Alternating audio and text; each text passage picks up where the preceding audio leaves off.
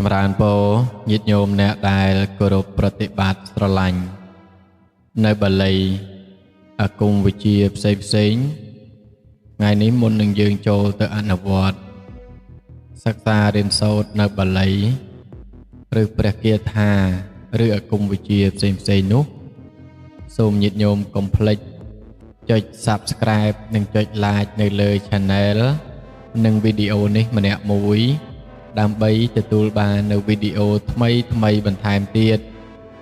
ថ្ងៃនេះអាត្មាភាពនឹងលើកយកនៅបាលីបន្សាបអំពើបាលីបន្សាបអំពើនេះអាចបន្សាបអំពើដោយខ្លួនឯងមិនចាំបាច់ទៅរកគ្រូទេប្រសិនបើលោកអ្នកមិនសូវមានជំនឿទៅលើលោកគ្រូឬក៏មិនទុកចិត្តខ្លាចទៅរកទៅមានបញ្ហាវិបត្តិការទុកផ្សេងចឹងទៅក៏យើងមិនទៅរកឥឡូវនេះអាត្មាភាពនឹងលើកយកនៅបាលីដោះអំពើខ្លួនឯងនេះ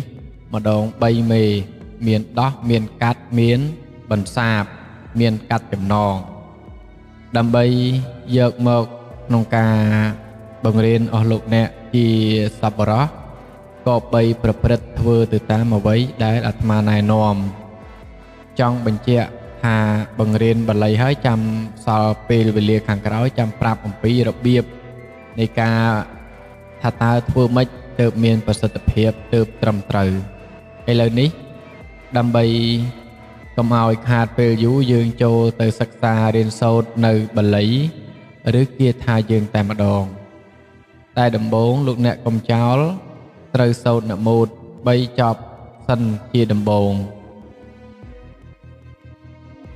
นะโมตัสสะภะคะวะโต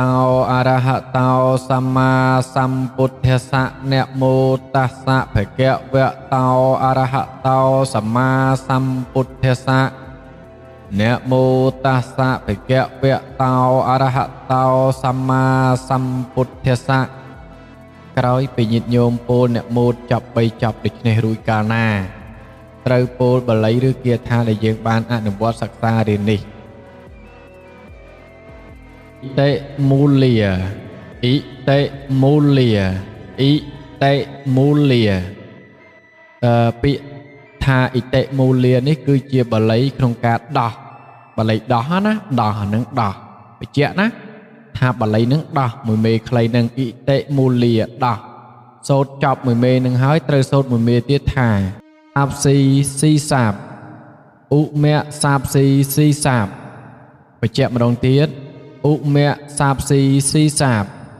ឧមៈសាបស៊ីសាបឧមៈសាបស៊ីសាបឧមៈសាបស៊ីសាបនេះជាមេទី2ដែលត្រូវក្នុងការបន្សាបណាឧមៈសាបស៊ីសាបមេទី2នេះត្រូវបន្សាបណាបញ្ជាក់មេទី3លោកអ្នកត្រូវសូត្របន្តថានិច្ចរੰនិច្ចរੰនិច្ចរੰនៅមេទី3នេះលោកអ្នកត្រូវតែកាត់ចំណងគេចោលក៏កាត់ចំណងគេចោលបញ្ជាក់ម្ដងទៀតនិច្ចរੰនិច្ចរੰនិច្ចរੰមេទី3នេះលោកអ្នកត្រូវតែកាត់អំពើកាត់ខ្សែកាត់របស់ណាដែលយើងយល់ថារបស់នោះត្រូវរបស់គេឬមកពីកន្លែងលោកគ្រូណាមកពីតាណាត្រូវបន្សាបដោយការបន្សាបខ្លួនឯងនឹងដោយសារវាយើងមានចំណងអញ្ចឹងកាត់ចោលម៉ាត់ហ្មងនិច្ចរੰកាត់ចំណងចោលប៉ាត់ណានឹងសូត្រ3ដងទៅមួយមេ3ដងមួយមេ3ដងទៅណានិច្ចរੰកាត់ចំណងចោលម៉ាត់កាត់ដៃកាត់ជើងកាត់ចំណងដៃចំណងជើងចោលបើសិនជាយល់ថារបស់នឹងមិនពូកែឥឡូវនេះអ្វីដែលអាត្មាប្រាប់នេះគឺលោកអ្នកត្រូវយល់ហើយណាត្រូវសូត្ររបៀបនេះនឹងពាក់ព័ន្ធជាមួយនឹងការដោះអំពើដោយខ្លួនឯងដោយសារអំពើយើងវាមានការត្រូវអំពើគេត្រូវនេះត្រូវនោះសពុតសពុនវល់មុខចុកច្រោះកាហាយសម្រានមិនលក់បាក់មិនលហើយបាយមិនឆ្ងាញ់សុបិនមិនល្អដេកយូរសពមិនល្អរកស៊ីមិនមានបានតាំងទ្រូងថប់ដង្ហើមវល់មុខខ្មៅងូលងឹតក្នុងអារម្មណ៍